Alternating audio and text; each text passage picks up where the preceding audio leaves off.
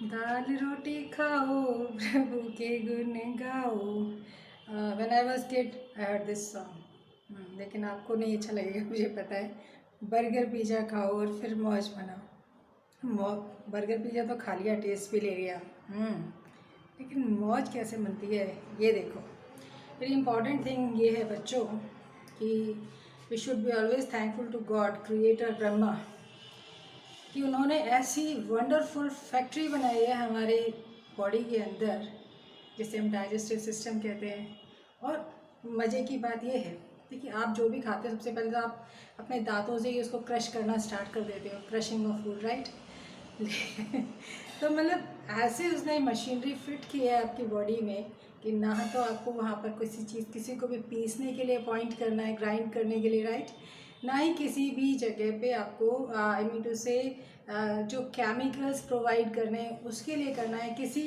किस पोर्शन में, जैसे एक प्लांट होता है ना, ऑटोमेटिक प्लांट, एक रूम से दूसरे पार्ट तक जाना है, कोई चीज़ जानी है तो वहाँ पे जैसे एक ऑटोमेटिक, बिल्कुल द सेम वे लाइक अगर आपका फूड पाइप है, वहाँ से आपके स्टमक में जाना है तो वहाँ पे भी कोई व्यक्ति, कोई पहरेदार, आई मीन टू से कोई गेटमैन नहीं है जो बताएगा कि चीज़ को अंदर आना है या नहीं आना है। राइट, है ना इंटरेस्टिंग।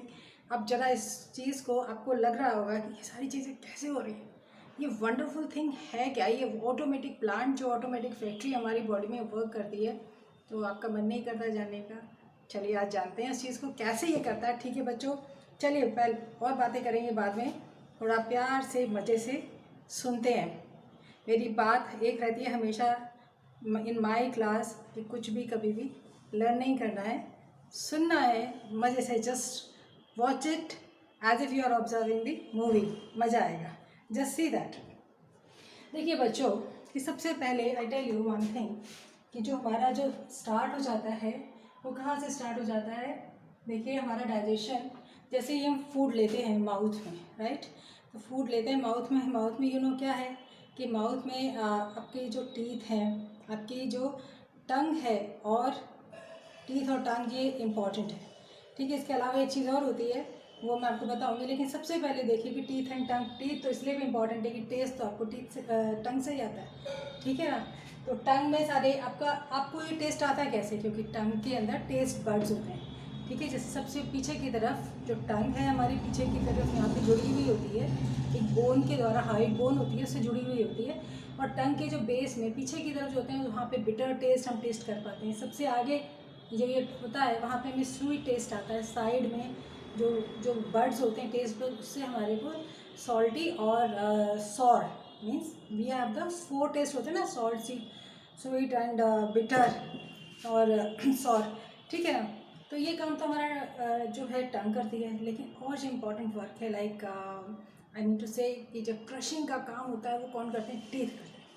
अच्छा, लेकिन बच्चों जो पढ़ा रही हो और आप जो पढ़ रहे हो, उससे पहले तो ये भी मत मानना पढ़ रही हो, तब आप ध्यान से जब सुनोगे तब समझ में आएगा। लेकिन मैं जो भी चीज़ कराऊंगी सारे में I am not thinking about the time, लेकिन मैं समय लेके नहीं, सोच के नहीं चलूँगी, लेकिन मैं ये देख के चलूँगी कि हर स्टेप पे जो जो MCQ बनते हैं नीट में या TGT किसी भी बायो से रिलेटेड एग्जाम में, वो सारे कवर हों।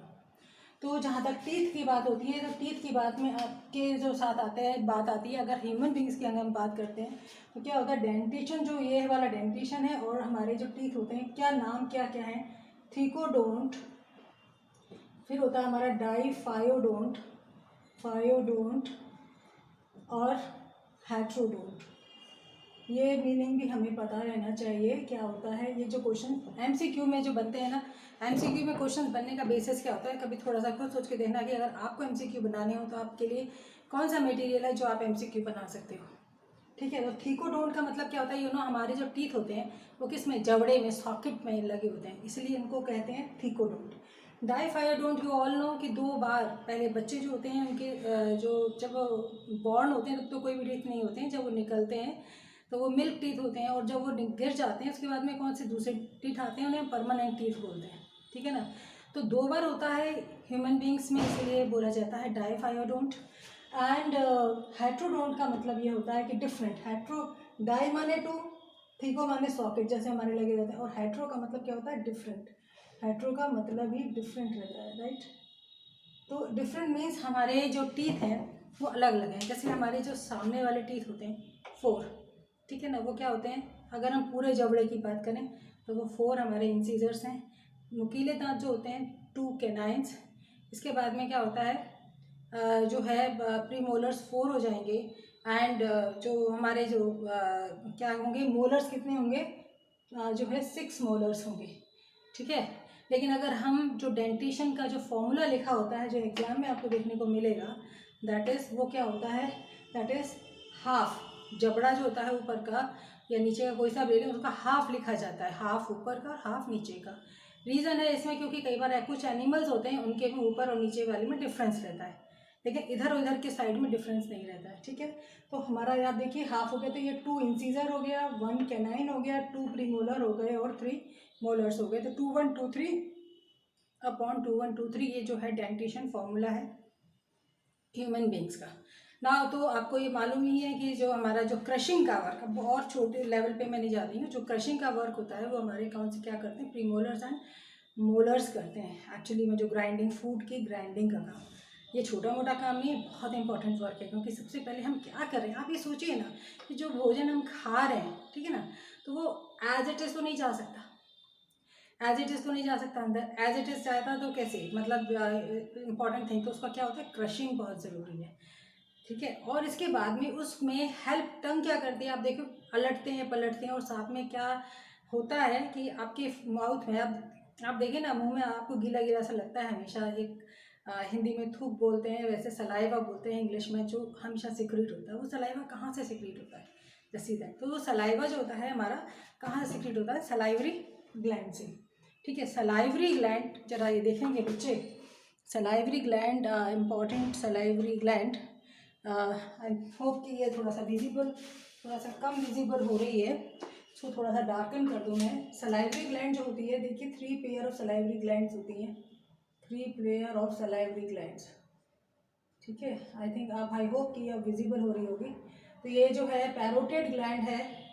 ऐसे यहाँ पर ये जीभ के नीचे जो होती है, दैट इज सबलिंगुअल, ये भी नाम पूछ लिए जाते हैं। और इधर ही जबड़े के नीचे होती है, यहाँ पर एक सब मैक्सिलरी ग्लैंड होती है, इसको समझ लीजिए आप। I think you would be must be able to see this, that is the parotid gland, this is the parotid gland. ये समझ लीजिए पैरोटिड ग्लैंड कैसे समझ लीजिए, यहाँ जा रही है पैरोटिड ग्लैंड। मैक्सिलरी ग्लैंड जो जबड़े के नीचे है, सब मैक्सिलरी, और जो जीभ के नीचे है लिंग, सब लिंग, ऐसे याद रख सकते हो, थोड़ा सा अपने से क्लूज बनाओ। जीभ के नीचे लिंग चिपक रही है जैसे सबलिंगुअल, और जो मैक्सिलरी जबड़ा जो होता है ना, जबड़े के नीचे, तो मैंडिबल मैक्सिला बोलते हैं, ये दांत जो होते हैं, इसके नीचे वो सब मैक्सिलरी, और इधर जो उधर जा रही कॉर्नर में, ऊपर को कॉर्नर में जा रही है वो पैरोटिड। ठीक है। तो ये जो 3 ग्लैंड्स हैं सलाइवरी ग्लैंड। अब इम्पॉर्टेंट काम क्या करती है सलाइवरी ग्लैंड, आप ये देखिए, सलाइवरी ग्लैंड जो होती है, इम्पॉर्टेंट जो होता है सलाइवरी अमाइलेज क्या करती है, that is the salivary amylase. See this is the salivary amylase. ये सलाइवरी अमाइलेज जो है एंजाइम रहता है, जो सबसे इम्पॉर्टेंट जो होता है वो ये है, दैट इज क्या कर रही है, ये सलाइव स्टार्च को माल्टोज में चेंज करती है। पीएच रहता है 6.8। ये इम्पॉर्टेंट वर्क सबसे बड़ा, क्योंकि आप ये समझिए कि स्टार्च क्या है, कार्बोहाइड्रेट। व्हाट इज स्टार्च, ये कार्बोहाइड्रेट है, स्टार्च इज कार्बोहाइड्रेट। ठीक है। और ये जो है आप माल्टोज में चेंज कर रही। माल्टोज क्या है, देखिए आप कार्बोहाइड्रेट कोई भी चीज़ है, आपको ये पता होना चाहिए कि जो फैक्ट्री है उसका रॉ मटेरियल क्या है। रॉ मटेरियल है, आपने कोई भी कॉम्प्लेक्स फूड जो खाया है वो किससे बना हुआ है, उसमें क्या क्या है एक्चुअली में, उसमें कार्बोहाइड्रेट है, फैट है, प्रोटीन्स है, विटामिन्स है, ठीक है ना, मिनरल्स, ये सारी चीज़ें हैं, ये है रॉ मटेरियल।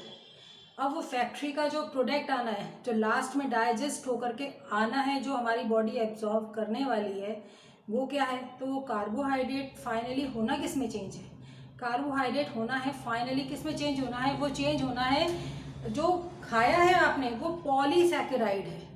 कार्बोहाइड्रेट की बात मैं करूँ तो वो पॉलीसैकेराइड है, और वो चेंज किस में होना है, मोनोसैकेराइड में। मोनोसैकेराइड की फॉर्म क्या होती है, ग्लूकोज, गैलेक्टोज और फ्रक्टोज, ये मोनोसैकेराइड फॉर्म है, इसमें जाना है, चेंज होना है। अब वो कैसे कैसे जाएगा, तो आप ग्लूकोज याद रख लो सबसे पहले, सिंपल ग्लूकोज एटलीस्ट याद ही रख लो। प्रोटीन किस में चेंज होने हैं बच्चों? प्रोटीन चेंज होना है फाइनली एमिनो एसिड्स, क्योंकि प्रोटीन एमिनो एसिड से बने होते हैं। और फैट किस में चेंज होना है बच्चों? फैट जो फाइनली चेंज होने वाला है वो ग्लिसरॉल और फैटी एसिड में। अब वो स्टेप्स में जाएगा चीज़। तो अब ये माल्टोज कैसी शुगर है ये मैं आपको बता दूँ। ये माल्टोज आपकी डाइसैकेराइड शुगर होती है, डाइसैकेराइड। चलो अगर नहीं भी जाओ, लेकिन इतना समझ लेना ये माल्टोज मीठा बहुत होता है। कैसा होता है? मीठा। अब इसका आपको याद रखने के लिए एक चीज़ बताती हूँ कि जब आपको अक्सर बड़े लोग बोलते हैं ना कि आराम से 32 टाइम्स आपको चबाना चाहिए भोजन, यू मस्ट च्यू इट, जिससे कि ऐसे खाना चाहिए बोलते हैं ना सब लोग। और खाते समय बात भी नहीं करनी चाहिए। बात क्यों नहीं करनी चाहिए उसका भी रीज़न बताऊंगी आपको। तो 32 टाइम्स अगर आप सच में चबाएं तो आपने देखा होगा कि खाते खाते क्या होता है, उसका टेस्ट गायब होने लगता है, वो मीठा मीठा सा होने लग जाता है। तो वो मीठा इसलिए होने लग जाता है कि उसका चेंज किस में हो जाता है? माल्टोज में। इसके अलावा वाटर, इसमें यहाँ पर कुछ आपके मिनरल्स लाइक सोडियम क्लोराइड और इस तरह की ये बाइकार्बोनेट आयंस ये भी रहेंगे यहाँ पर। एक लाइसोजाइम होता है जो बैक्टीरिया वगैरह किल करने के लिए। लेकिन आप एटलीस्ट, इसलिए मैंने और नहीं लिखे, मिनिमम आप ये सलाइवरी अमाइलेज याद रखना। इसीलिए ये भी इजी है कि सलाइवा तो जो आप ये जानते हो कि थूक को सलाइवा कहते हैं, और उसमें एंजाइम कौन सा है? Salivary amylase. और सबसे पहले जो अक्सर जैसे लोगों को आलू पसंद होता है ना, आलू से ज़्यादातर डिशेस बनती हैं, वो क्या है? मोस्टली स्टार्च है, ठीक है ना। तो S for starch, S for salivary amylase, और डाइजेशन स्टार्ट हो गया। और डाइजेशन स्टार्ट हो गया माउथ में, और यहाँ पर लगभग 30% आपका डाइजेशन यहाँ पर सलाइव में जो स्टार्च है वो जो भी अमाउंट आपने खाया है वो उसमें चेंज हो जाता है माल्टोज में, ठीक है ना। अब एक ही बार में सारा काम थोड़ी हो जाएगा। अब एक्चुअली में आगे क्या होता है, जो मैं आपको इम्पॉर्टेंट चीज़ मैं बता रही थी, वो इम्पॉर्टेंट चीज़ आप देखिए। इम्पॉर्टेंट चीज़ क्या कि यहाँ पर जैसे ये आया, ये आ गया फेरिंग्स। फेरिंग्स क्या है कि समझ लो ये वाला रीजन फेरिंग्स, कॉमन एरिया। यहाँ पे सारे चार, हाँ तो बच्चों जो फेरिंग्स है ये क्या है? आपका कॉमन एरिया है। कॉमन एरिया यहाँ पर आपकी एक बकल कैविटी यानी माउथ है, वहाँ से ओपनिंग है, नेज़ल ओपनिंग जाती है, और आपके ईयर की ओपनिंग जाती है, ठीक है। और इसके बाद में ये नीचे की तरफ आप देखें, जो नीचे की तरफ जो है यहाँ पर आपका यहाँ कॉमन जो पोर्शन है फेरिंग्स, यहाँ से आपका विंड पाइप जाएगा आगे की तरफ, एंड फूड पाइप जाएगा पीछे की तरफ, ठीक है। और वो जो फूड पाइप है उसको हम ईसोफेगस भी बोलते हैं। अच्छा ये हो गया। और क्या चीज़ है यहाँ पर? एक और इम्पॉर्टेंट, जैसे जब यहाँ पे दो चीज़ हैं, जैसे मान लीजिए कि ये मान लीजिए विंड पाइप है और ये पीछे इसकी ईसोफेगस फूड पाइप है। तो अब ये है कि अब जब दोनों ही ओपनिंग है और ये कॉमन एरिया है, तो यहाँ से फूड इसमें भी जा सकता है, इसमें भी जा सकता है, लेकिन विंड पाइप में तो फूड जाना नहीं चाहिए। तो फिर क्या सिस्टम है, क्या प्रोसीजर है? उसके लिए आप देखो कि इम्पॉर्टेंट चीज़ जो है वो ये है कि यहाँ पर एक्चुअली में होता है एपीग्लॉटिस। क्या होता है यहाँ पर? एपीग्लॉटिस होता है इस जगह पे। और एपीग्लॉटिस जो होता है वो क्या काम करता है? वो ऐसे काम करता है जैसे कि एक लिड के जैसे, एक ढक्कन के जैसे, जिससे वो क्या करता है कि ये जो फूड है वो इसमें ना जाए। जब व्यक्ति, कोई भी व्यक्ति ना, when the person is swallowing the food, निगल रहा है, उस वक्त ही इसको क्लोज कर देता है और फूड जो है इसमें आता है। इसीलिए आपने सुना होगा ना कि कई बार देखा होगा कि बहुत बातें कर रहे होते हैं और कई बार खाना अटक जाता है, जरा सा भी कण भी चला जाता है तो बहुत खांसी आती है, यू आर कफिंग, जब तक कि वो बाहर निकल ना जाए। क्यों? क्योंकि वो ठीक नहीं है, वो वहाँ पे जाना ही नहीं चाहिए। तो ये काम एपिग्लॉटिस करता है, ठीक है। आगे जो रहा तुम्हारा जो फूड पाइप है ना, फूड पाइप ईसोफेगस, इसको समझने के लिए थोड़ा चलिए एक एग्जाम्पल, थोड़ा सा एक हिंट देती हूँ आप लोगों को। जैसे लाइक सीरियस, ये क्या है? पाइप है, सिंपल। हाँ मैम समझ में आ रहा है क्या है, पाइप है ये, यस। जैसे ये समझ लीजिए माउथ यहाँ पे बड़ा सा मुँह, ठीक है। अब ये फूड जाना है यहाँ पे, ये क्या है? तुम्हारा फूड पाइप है, ओके। अब इस फूड पाइप में जब फूड आया उसका अमाउंट ज़्यादा है, डायमीटर बड़ा है, ये छोटा है, तो आगे कैसे बढ़ेगा? उसके लिए क्या होना चाहिए? इसकी वॉल फ्लेक्सिबल होनी चाहिए। जैसे आप ये सोचो ना, कोई चीज़ अगर ये बिल्कुल फ्लेक्सिबल है रबर के जैसे, अब कोई चीज़ है तो जहाँ पे होगी वो चीज़ वहाँ पे वो ये फूल जाएगा, तो वो चीज़ आगे को बढ़ेगी तो ये फिर वापस उसी डायमीटर में आ जाएगा जिसमें पहले था, आगे वाला फूल जाएगा। तो इस तरीके से चलेगा इसमें, ठीक है। हमारे ईसोफेगस फूड पाइप में भी चलता है। लेकिन वो फ्लैक्सिबिलिटी कैसे आती है? वो फ्लैक्सिबिलिटी कैसे आती है वो आप ऐसे समझिए। फ्लैक्सिबिलिटी कैसे आती है कि यहाँ पर ये जो इसकी वॉल है, जैसे ये पाइप जो है रबर का बना हुआ है, तो यही फूड पाइप है। तो 3 डायमेंशनल व्यू के चक्कर में ही मैंने आपको पाइप दिखाया था। तो ये जो वॉल है इसकी वो कैसे बनी हुई है, किन लेयर से बनी हुई है, वो हमें जानने की ज़रूरत है। तो वो जो मूवमेंट होता है, एक्चुअली मैं शॉर्ट में मैं बता देती हूँ कि जो ये जो है ये टीएस ऑफ कट है। टीएस समझते हैं, ट्रांसफर सेक्शन, जैसे खीरे के काटेंगे गोल गोल टुकड़े, कुकुम्बर, राइट। तो इसमें जो सबसे ऊपर वाली जो लेयर है वो है सेरोसा जो बनी होती है एपिथेलियम, क्योंकि कोई भी स्किन एपिथेलियम से बनी होती है। एपिथेलियम है, कनेक्टिव टिश्यू है साथ में, और यहाँ पर इसको बॉडी के अंदर जब एपिथेलियम होता है तो उसे मीजोथेलियम नाम दिया जाता है, ठीक है। और इसके बाद में अंदर, इसी के अंदर जो इम्पोर्टेंट लेयर दिखाई दे रही है वो क्या दिख रही है, ये आप देखिए मस्क्यूलरिस। समझ में आई है क्या रहा समझ में? मस्क्यूलरिस का मतलब क्या है? मसल्स। मसल क्या काम करती है, क्या काम करती है बताइए? मसल क्या काम करती है? मसल करती है कॉन्ट्रैक्शन और रिलैक्सेशन का काम। जैसे कॉन्ट्रैक्शन रिलैक्सेशन, कॉन्ट्रैक्शन रिलैक्सेशन, तो उससे क्या होता है? मूवमेंट कि ना, मसल के मूवमेंट की कोई भी मूवमेंट कॉन्ट्रैक्शन रिलैक्सेशन के बिना कोई भी मूवमेंट पॉसिबल नहीं होता। लेकिन इंपॉर्टेंट बात क्या है कि ये मस्क्यूलरिस, देखिए ये जो स्ट्रक्चर है ना वॉल का, पूरी एलिमेंट्री कैनाल में सेम ही है, थोड़ा बहुत वेरिएशन होंगे, जो होंगे वो बता दूंगी मैं, ठीक है।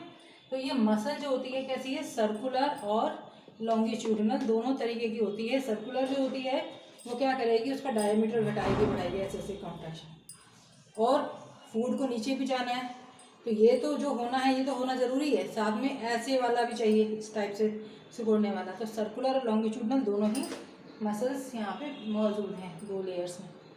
अब ये सर्कुलर लॉन्गिट्यूडनल, अब इसके बाद में क्या आ गया? नीचे आ गया सबम्यूकोसा।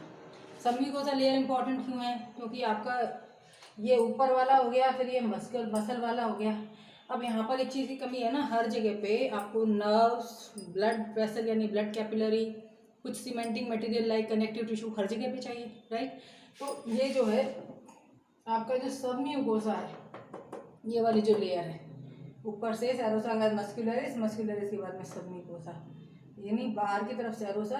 तो ये सबम्यूकोसा में आपके ये सारी ब्लड कैपिलरी, नर्व्स और ये सारी चीज़ें, कनेक्टिव टिश्यू जो है वो प्रेजेंट होता है। सबसे अंदर की जो लेयर है वो क्या है तुम्हारी? सबसे अंदर की जो लेयर है वो है म्यूकोसा।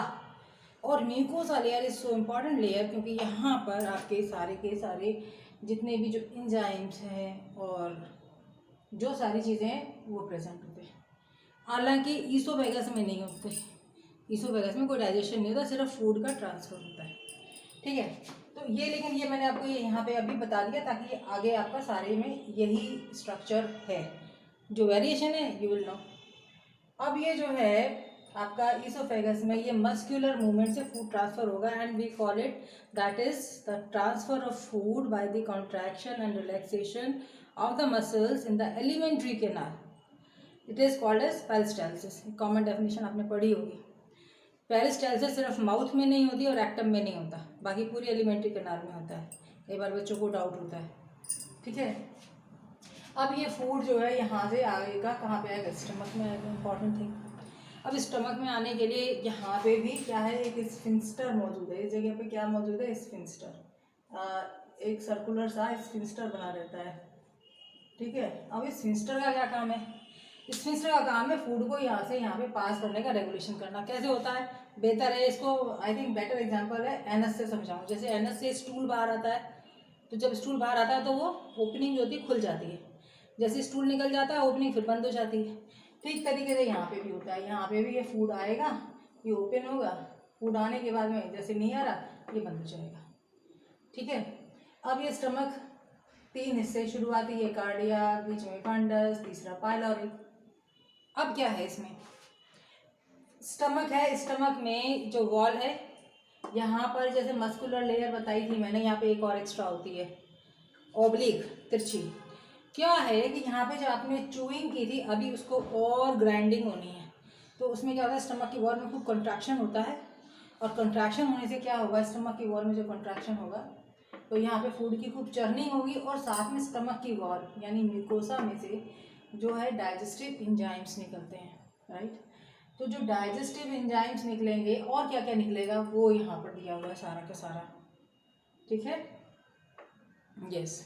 अब आप देखिए यहाँ पर, देखिए सीरियस कि स्टमक में आपके क्या क्या निकल रहा है और क्या क्या इंपॉर्टेंस है, समझ लीजिए। स्टमक में सबसे पहले हम लेते हैं HCl को। क्यों लेते हैं? क्योंकि HCl जो है वो आपका एक मीडियम बनाता है, और HCl का इम्पोर्टेंट काम ये है कि अगर आपकी स्किन पे HCl गिर जाता है तो क्या स्किन जल जाती है, इतना हाई होता है। तो हालांकि जो काफ़ी 1-1.5 लीटर के करीब डाइजेस्टिव जूस स्टमक में दिन भर में निकलता है बेटा थ्रू आउट द डे, लेकिन उसमें 2-3% जो है HCl है। तो लेकिन फिर भी pH क्या हो जाता है, लगभग 2 से 3 pH रहता है, एसिडिक होता है। तो वो pH ऐसा होता है कि जिस पे आपकी स्किन पे गिर जाता है एसिड तो वो जल जाता है। लेकिन ये काम क्या करता है, ये 2 इंपॉर्टेंट वर्क करता है। एक तो आपके फूड के साथ में कोई भी बैक्टीरिया पहुंच गया तो इट किल दैट बैक्टीरिया, मार देगा उस बैक्टीरिया को, वन थिंग। अनदर थिंग क्या है कि ये जो एंजाइम है, आप देख रहे हैं लिखा हुआ है पेप्सिनोजन और इधर लिखा हुआ है मैंने pepsin, right. Now you see that pepsinogen enzyme actually में इनएक्टिव फॉर्म स्टमक में निकलता है। अब ये पेप्सिनोजन जो पेप्सिनोजन जो है वो HCl की वजह से किसमें चेंज हो जाता है, पेप्सिन में चेंज हो जाता है, ठीक है। और पेप्सिन जो होता है वो क्या करता है, पेप्सिन जो है एक्टिव फॉर्म है जो कि एसिडिक मीडियम में, यानी पेप्सिनोजन से पेप्सिन HCl की प्रेजेंस में ही बनता है। अब ये पेप्सिन क्या करता है, ये जो है प्रोटीन्स को प्रोटियोजेज और पेप्टाइड्स में चेंज करता है, ठीक है। अच्छा, और क्या चीज़ है इंपॉर्टेंट यहाँ पर, और चीज़ इंपॉर्टेंट है म्यूकस। म्यूकस का प्रेजेंस इसलिए इम्पॉर्टेंट है बच्चों क्योंकि म्यूकस जो है स्टमक के अंदर की वॉल के ऊपर एक लेयर बनाता है। जैसे म्यूकस क्या होता है, जैसे नोज ही निकलती है ना जब सर्दी हो जाती है, तो वैसे ही वो एक गाढ़ी सी जो लेयर होती है, म्यूकस प्रोटीनेशियस होता है। तो वो उससे क्या होता है कि स्टमक की वॉल में छेद नहीं होते। अदरवाइज क्या, स्टमक जो हमारी अगर स्किन पे एसिड गिर जाता है तो कितना आप देखो इस डैमेज कर देता है स्किन को वहीं। तो इस तरीके से जो आपका ये जो म्यूकस है वो आपके स्टमक को सेव करता है। इसके अलावा क्या है, रेनिन पाया जाता है इन्फेंट्स में, और ये रेनिन क्या करता है, ये केसीन को पैराकैसिनेट में चेंज करता है। फैट का बहुत कम है इसलिए आप इसे कंसिडर करें या ना करें तो डाइग्लिसराइड्स में चेंज कर सकता है। लेकिन अब आगे क्या होता है, इंपॉर्टेंट चीज़ जो है वो आप ये देखिए कि आपका ये स्टमक से जो फूड है अब आगे चलेगा इसमें कहाँ पे, स्मॉल इंटेस्टाइन में। स्मॉल इंटेस्टाइन में आप देखिए यहाँ पर 2 इंपॉर्टेंट ग्लैंड्स हैं। लीवर जो लार्जेस्ट ग्लैंड होती है बॉडी की, लीवर लार्जेस्ट ग्लैंड, और ये है आपकी पैंक्रियाज, पिंक कलर की ग्लैंड होती है पैंक्रियाज, ये इस जगह पे होती है। लीवर में जो सेल्स होते हैं, हेपाटिक सेल्स होते हैं, उनसे क्या प्रोड्यूस होता है, उनसे बाइल जूस प्रोड्यूस होता है। And bile juice is what, bilirubin, biliverdin और बाइल सॉल्ट्स। बाइल जूस जो है प्रोड्यूस होकर के कहाँ स्टोर हो जाता है, इसमें गॉल ब्लैडर में। गॉल ब्लैडर से आप देख रहे हैं ट्यूब जैसी निकल रही है और अलग से भी आती है, 2 लोब्स हैं लीवर की। यहाँ से ये ट्यूब आकर के पैंक्रियाज से जो ट्यूब आ रही है उसको ज्वाइन कर लेती है, ठीक है। पैंक्रियाज का जो एक्सोक्राइन पार्ट है वो डाइजेस्टिव एंजाइम से जुड़ा हुआ है, यानी डाइजेस्टिव एंजाइम प्रोड्यूस होते हैं एक्सोक्राइन पार्ट में, ठीक है। अब वो जो एक्सोक्राइन पार्ट में डाइजेस्टिव एंजाइम प्रोड्यूस हुए वो होते हैं इनएक्टिव फॉर्म में, और वो आ गए यहाँ पे आपके स्मॉल इंटेस्टाइन में। अब वो डाइजेशन होगा कैसे होगा, स्मॉल इंटेस्टाइन में जो इसका स्टार्टिंग का पार्ट है 3 पार्ट्स हैं। ये है ड्यूडेनम, देन ये आगे आपका जिजूनम, और आगे जो जाता है ये इलियम। ये ड्यूडेनम जो ऊपर की तरफ का हिस्सा है इसको ड्यूडेनम नाम दिया हुआ है। अब ये जो है ड्यूडेनम में यहाँ पर जो फूड का जो डाइजेशन है, अब इम्पॉर्टेंट काम क्या कर रहा है, बाइल देखिए जो फूड स्टमक से आया वो कैसा था, एसिडिक था। तो ये क्या करेगा, न्यूट्रलाइज करेगा और उसको एल्कलाइन बनाएगा, थोड़ा सा उसका पीएच बढ़ाएगा, 7.8 लगभग ऐसे पीएच बढ़ाएगा उसका। तो क्योंकि यहाँ पे जो एंजाइम्स है वो एल्कलाइन मीडियम में वर्क करते हैं। दूसरा इंपॉर्टेंट काम क्या करता है, बाइल जो है इमल्सिफिकेशन ऑफ फैट करता है, क्योंकि फैट के जो बड़े बड़े साइज के जो माइसेल्स हैं जो वो क्या होता है उस पर डाइजेशन नहीं हो सकता, फैट जिसे लिपिड्स भी बोलते हैं, तो उसको ये इमल्सिफिकेशन करता है, यानी उसको बहुत छोटे छोटे टुकड़ों में उसको तोड़ देता है, तो उसे बोलते हैं इमल्सिफिकेशन ऑफ फैट, राइट। अब इसके बाद में क्या होता है कि ये जो है आपकी स्मॉल इंटेस्टाइन जो है, यहाँ पर इंपॉर्टेंट वर्क क्या होना है, याद रखिए स्मॉल इंटेस्टाइन में डाइजेशन एंड एब्जॉर्प्शन दोनों वर्क जो होता है फूड का वो पूरा हो जाता है, ठीक है। तो अब डाइजेशन होने के लिए क्या होगा, डाइजेशन के लिए सारे एंजाइम्स हैं, जैसे पैंक्रियाज को एक्टिवेट कौन करता है, हार्मोन कोलिसिस्टोकाइनिन और सिक्रीटिन, जो आपको देख रहे होंगे, और ये हार्मोन एक्टिवेट करते हैं तो पैंक्रियाज से जो एंजाइम्स निकले वो इनएक्टिव फॉर्म में है, तो वो आपके सक्कस एंटेरिकस जो प्रोड्यूस होता है इंटेस्टाइन में, स्मॉल इंटेस्टाइन में, तो वो एक्टिव फॉर्म में चेंज हो जाते हैं, तो ये एक्टिव फॉर्म है। अब ये जो हार्मोन एंजाइम्स लिखे हैं, लेकिन अब ये क्या है, हमारा फूड क्या होता है, कार्बोहाइड्रेट, फैट और प्रोटीन, ठीक है ना। तो अब ये कार्बोहाइड्रेट जो भी है, जैसे स्टार्च है या जो भी है, उसके लिए क्या है, अल्फा अमाइलेज। अच्छी बात क्या है, अल्फा अमाइलेज, सैलाइवरी अमाइलेज, याद इजीली हो सकता है। चेंज इसमें हो रहा है माल्टोज, लैक्टोज, पेप्टोन्स, जैसे पेप्टोन्स हैं, जैसे यहाँ पे पेप्टोन्स बन गए, या जो भी है पेप्टाइड्स। अब इसमें क्या होगा, यहाँ पर ट्रिप्सिन, और चेंज हो रहा है पेप्टाइड्स में। अब ये देखिए इंपॉर्टेंट चीज़ क्या है बच्चों, कि ट्रिप्सिन याद रखने के लिए, ये मिस्टेक जो अक्सर बच्चे कर जाते हैं, स्टमक में क्या है, पेप्सिन। जैसे पीटी होती है ना, एक्सरसाइज करते हैं, बॉडी को थोड़ा सा डाइजेस्ट करना है, एक्टिव करना है, तो ऐसे याद रखो, पीटी में जब पहला वर्ड पी है तो वो पेप्सिन, डाइजेशन, भोजन ही डाइजेस्ट करना होता है। और यहाँ पे स्मॉल इंटेस्टाइन में क्या है, ट्रिप्सिन। इसके बाद में फैट और लिपिड, लिपिड का डाइजेशन किससे हो रहा है, एल्फा लिपिड और एल्फा लाइपेज के द्वारा, और चेंज किस में हो रहा है, ये मोनोग्लिसराइड्स में चेंज हो रहा है, राइट। अच्छा, तो अभी हमारे को पैंक्रियाज वाला रूल समझ में आ गया। फाइनल टचअप जो काम करता है वो कौन करता है, स्मॉल इंटेस्टाइन।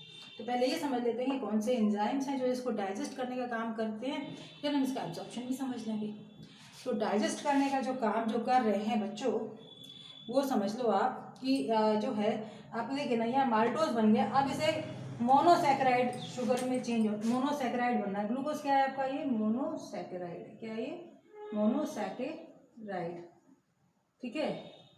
अब ये है माल्टोज, तो जैसा नाम है, एंजाइम्स के नाम ऐसे ही होते हैं, जो रिएक्टेंट है ज़्यादातर उसी के नाम पे होते हैं, तो इसका एंजाइम क्या हो गया, माल्टेज, चेंज किसमें हो रहा है, ग्लूकोज। पेप्टाइड है, तो उसको डाइजेस्ट करने वाला एंजाइम क्या है, पेप्टाइडेज, और ये चेंज किसमें हो रहा है, एमिनो एसिड, क्योंकि प्रोटीन फाइनली किससे बने होते हैं, एमिनो एसिड से बने होते हैं, राइट। और ये कार्बोहाइड्रेट, नहीं सॉरी, फैट, मोनोग्लिसराइड, हमारा फैट का जब यहाँ पे डाइजेशन हुआ पैंक्रियाज के द्वारा, तो किसमें चेंज हो गया, मोनोग्लिसराइड्स में। मोनोग्लिसराइड के ऊपर लाइपेज काम करेगा, तो यहाँ पर ये इसको फाइनली फैटी एसिड और ग्लिसरॉल में चेंज कर देगा। तो फैट्स हमेशा बने होते हैं फैटी एसिड और ग्लिसरॉल से, अगर आप उनका केमिकली आप देखें तो यू विल फाइंड दैट। अच्छा, अब जरा से इसको हम ये समझ लेते हैं कि बैटरी धोखा ना दे, जरा जल्दी से कर लेते हैं। चलो, ये जो है, जो इंटेस्टाइन में, स्मॉल इंटेस्टाइन में, जैसे मैंने बोला एब्जॉर्प्शन, तो एब्जॉर्प्शन के लिए अब देखिए, जस्ट ये सुनिए, ये है, अगर सिर्फ मैं इसको देखूं छोटा सा, तो ये एरिया कितना है, सरफेस एरिया छोटा सा है, कम है। अब अगर ये देखिए फिंगर्स आ गए, अब ये देखिए सरफेस एरिया कितना बढ़ गया, फिंगर्स आने से इतना बड़ा सरफेस एरिया, इतना, ये देखिए, और इस पर भी जो मेरी स्किन है, समझ लो, मान लो जैसे कपड़े वाला ब्रश होता है ना, तो ब्रश की तरफ में बहुत सारे हेयर्स होते हैं ना, ऐसी ब्रश बॉर्डर वाली स्किन हो, तो सोचो सरफेस एरिया कितना बढ़ जाएगा। आफ्टर ऑल इसकी ज़रूरत क्या है, क्योंकि जो ट्यूब है, ये ब्रह्मा जी का ना ऐसा ही तरीका है, सिस्टम यही है, तो धीरे धीरे एब्जॉर्प्शन, बहुत सही स्मूथ प्रोसेस है उनका। तो ये जो है, यहाँ पर ये समझिए कि मैंने, I have tried to show you कि जो है, ये है क्या है, ये विलाई, ये जो फिंगर लाइक प्रोजेक्शन, अब छोटी क्लास से आपने पढ़ा होगा कि villi what are the finger like processes in the small intestine which help in the absorption of food, why, because they increase the surface area so much. तो surface area बहुत बढ़ जाता है इसकी वजह से। अब ये देखो, ये फिंगर दिख रही है, और ये जो स्किन जो है, ये भी ब्रश बॉर्डर वाली है, माइक्रो विलाई जिसे बोल देते हैं, ठीक है, ये है विलाई, और इस स्किन में जो छोटे छोटे ब्रश हो गए वो हो गए माइक्रो विलाई। और फूड एब्जॉर्ब होने के लिए आपका फूड क्या क्या आपका डाइजेस्ट हुआ है, फूड ग्लूकोज है, फैटी एसिड है, अमीनो एसिड है, विटामिन है, मिनरल्स हैं, ये सारी चीज़ें हैं, न्यूक्लिक एसिड। अब ये सारी चीज़ें जो हैं, तो फैट जो होता है वो वाटर सॉल्युबल तो होता नहीं है, तो फैट के एब्जॉर्ब होने के लिए, जैसे ये मान लीजिए क्या है, ये मैंने क्या लिखा, A section of small intestinal mucosa showing villi, ठीक है। अब इसमें आप ये देखिए, ये क्या है, ये विलाई है। अब विलाई के अंदर यहाँ पे क्या है, ये आपकी ब्लड कैपिलरी, ब्लड, ये आर्टरीज है रेड वाली, और ब्लू वाली क्या है, वेन, और ये आगे चल के क्या बन गई, ये कैपिलरीज बन गई, कैपिलरी, ये आर्टरी की तरफ से बनी कैपिलरी, ये वेन की तरफ से बनी कैपिलरी। अब जो है बच्चों, ब्लड आपके जो फैट है वो जाएगा, ये ग्रीन कलर का जो दिख रहा है, ये लैक्टियल कहते हैं, यानी लैक्टियल क्या है, लिम्फ वेसल। बच्चे आप लोग पढ़े हैं तो आप जानते होंगे कि हमारा जो ट्रांसपोर्ट सिस्टम होता है इसमें आपकी जो आर्टरीज, वेन्स और कैपिलरीज होती हैं जो एक ब्लड का पूरा बनाती हैं ट्रांसपोर्ट सिस्टम, ऐसे ये एक लिम्फ वेसल्स होती हैं, तो वो भी किस तरह से आप जानते हो कनेक्टेड रहती हैं। हालांकि तो यहाँ पर आप ये देखिए जो आपका जो फैट है लैक्टियल में, यहाँ पे क्या जाएगा आपका फैट, यानी लिपिड डिपॉजिट होगा, एब्जॉर्ब होगा। क्या एब्जॉर्ब होगा? लिपिड या फैट, वो एब्जॉर्ब होगा। और आपका जो ग्लूकोज है जैसे, ठीक है, आयरन है, कोई भी मिनरल्स वगैरह हैं, तो प्रोटीन्स, एमिनो एसिड्स हैं, ठीक है, वो कहाँ एब्जॉर्ब होंगे? आपके ये ब्लड कैपिलरीज में एब्जॉर्ब होंगे और एब्जॉर्ब होंगे ब्लड सर्कुलेशन में। अब आपके दो काम होने के बाद तीसरा काम आपका ये एब्जॉर्प्शन भी कंप्लीट हो गया। एब्जॉर्प्शन के बाद में जो नेक्स्ट वर्क है वो क्या है? एसिमिलेशन।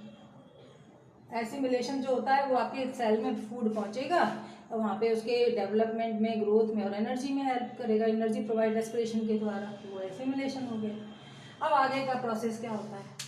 आगे का प्रोसेस अब देखिए जो इलियम है, इलियम ये वाला, यहाँ पे ना थोड़ा सा डिफरेंस नाम में क्यों आया है, हमने जो डिवाइड किया यहाँ पे विलाई थोड़ा घट जाते हैं, लेकिन एब्जॉर्प्शन जैसे क्या है, विटामिन B12 का एब्जॉर्प्शन है, आयरन का एब्जॉर्प्शन है, ये सारी चीज़ें रहती हैं। विटामिन B12 के एब्जॉर्प्शन के लिए एक इंपॉर्टेंट चीज़ मैंने नहीं बताई आप लोगों को, दैट इज इंट्रिंसिक फैक्टर होता है, वो रिलीज होता है आपके स्टमक में, जैसे आई एम रिटन है इंट्रिंसिक फैक्टर। इंट्रिंसिक फैक्टर की वजह से फिर ये यहाँ पर ये आपका विटामिन B12 यहाँ इलियम में एब्जॉर्ब होता है।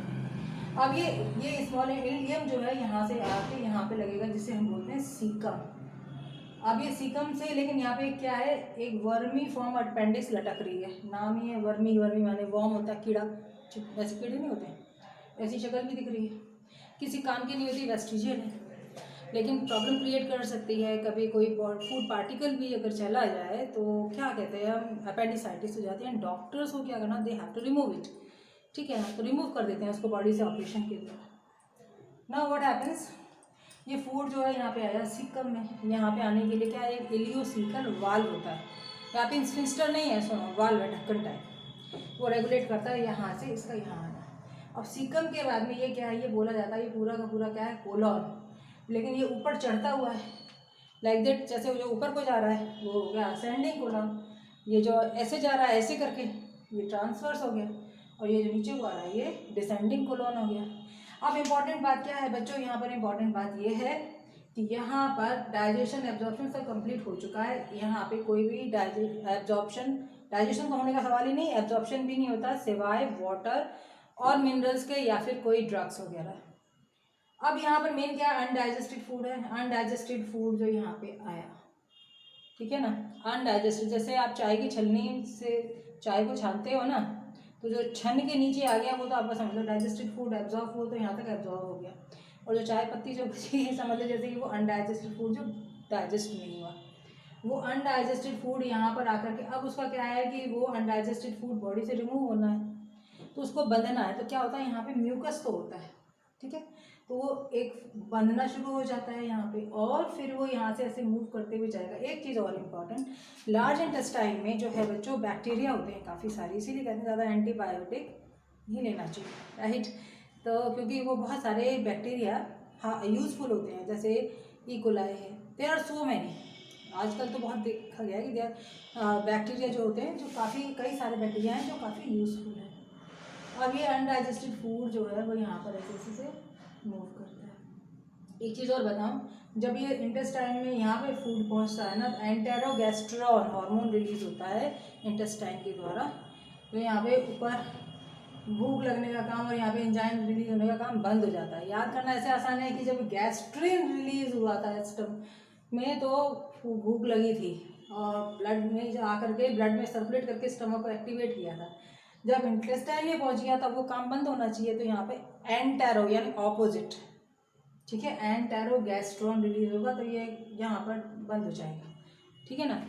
अच्छा, अब ये जो है यहाँ से आने के बाद में फूड यहाँ से मूव होते होते ये आया, और ये देखो यहाँ तक पेरिस्टाल्टिक मूवमेंट रहेगा, यहाँ पे आने के बाद में what will happen, this undigested food will be stored in the rectum for some time, right, and then it will be expelled out of the anus, right. I hope so आप लोगों को बच्चों समझ में आ गया होगा, आई होप सो, ठीक है।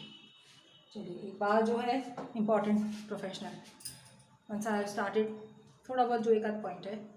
अक्सर लोगों को सुना होगा, आपने बोला प्रोफेशनल रहना चाहिए। What does it mean? Professional का एक मतलब सिंपल सा यही है कि you should never be personal. Personal नहीं होना चाहिए आपको कभी भी, जो इम्पोर्टेंट चीज़ है। क्योंकि किसी भी वक्त बहुत सारे सब तरीके के इन्वायरमेंट के अलग अलग संस्कारों के लोग आते हैं। कलयुग है बेटा, डरना नहीं है, लेकिन बस और कोई ख़ास बात नहीं है।